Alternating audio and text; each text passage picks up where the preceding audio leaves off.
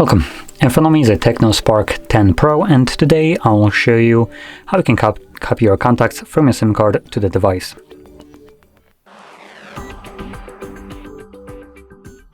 Anyway, to get started, we're going to open up our contacts application.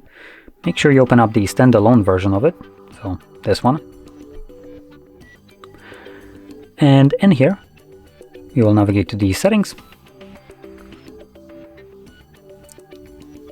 And we have either the sync contacts to TECNO Cloud, though that's not actually something that I want to utilize, so I'm going to go back. And we have import export contacts at the bottom. So here, import or export contacts from our SIM card to either the Google account or phone. You can choose whichever one you want. I will select the phone itself.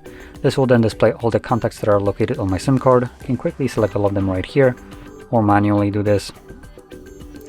And from there we can select done. This will import the selected contacts, and when you go back you should be able to see them right in here. So with that being said, if you found this video helpful, don't forget to hit like, subscribe, and thanks for watching.